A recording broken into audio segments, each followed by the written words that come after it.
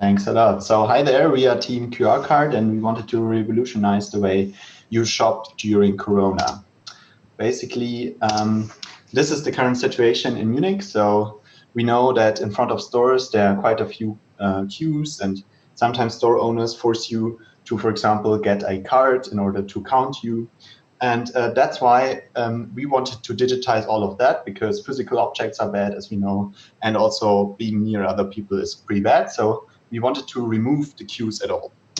How do we do that? So first, we want to do capacity planning. So basically, we want to show how many people are already in the store and track that. We want to allow reservations. So if you see, okay, there's 2 spots left, we also give you the reservation and you are guaranteed to get in.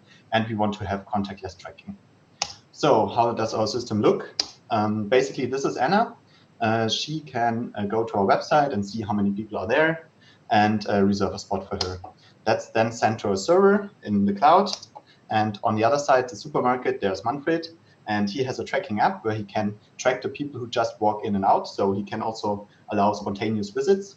And he has a small scanner device we integrated from Friends of Us that allows us to scan QR codes from a longer distance, so people don't need to get near each other. So let's do a small demo. So here I'm, hello. Now I'm Anna. Basically, Anna's favorite supermarket is here, the Lidl in the Luisenstraße. So she looks how many people are there already. And she says, okay, normally I want to go at 4 p.m.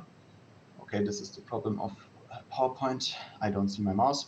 At 4 p.m. and I see, okay, already 5 people are there. So quite a few slots there. I want to define how long I will take. So normally she takes 30 minutes. So she takes that and submits. At this time, the reservation is created and we also send an email. Now I switch roles. Now I'm Manfred. I need to check her reservation.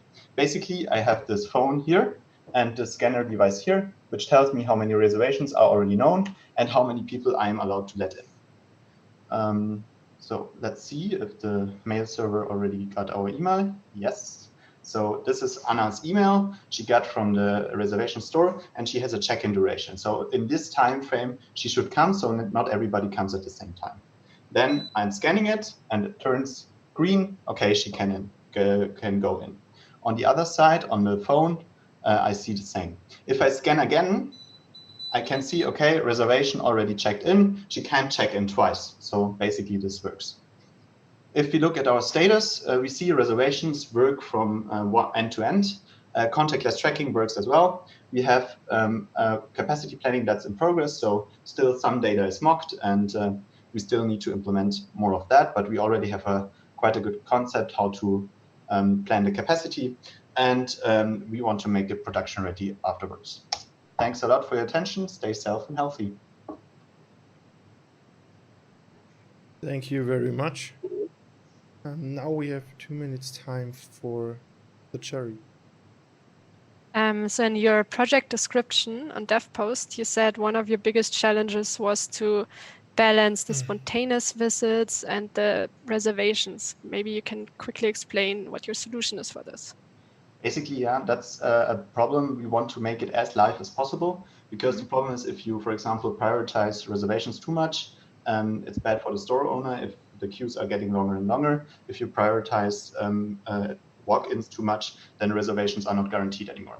And for that, we always split at the same time. So for example, if we know we have a capacity of 100 and already 30 people are in the store, we still have a capacity of 70. Then we subtract all the upcoming reservations we know for the next hour. With the duration, we can also estimate that. And then we split the remaining. For example, the remaining is 50, then we split 50-50, 25 for online visits and 25 for walk-ins. So the app you saw basically here will tell you, okay, now I'm allowed to let in 25 customers. For example, it's also syncing here. So if I say I left some customers, it syncs later, and only at server sync, it allows again new customers. And by that, we guarantee that we don't let too many people in, but we are quite flexible in the process how we let people in. Did I make a good point, or did you get it? Thank you. Perfect. Yes. I have one question about the leaving use case, because I think it was not showcased. So when the user leaves, he has to again check in or well, check out, or Basically, we say a leave is the same as a walk out.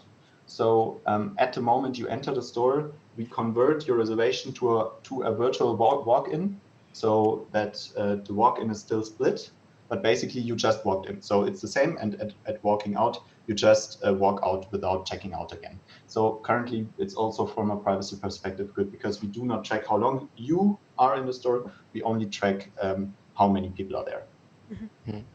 okay.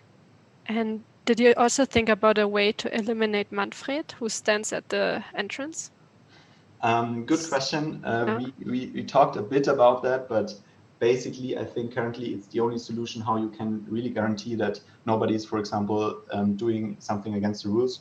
So I think for quite a few time it's still needed, but for example, it could be like those things in the U-Bahn in Munich. They also have like sensors that detect how many people come in, and maybe you can have a automatic scanner on the entry area. But I think there is some infrastructure needed, and as we don't know how long this takes, I think it's better to be very flexible.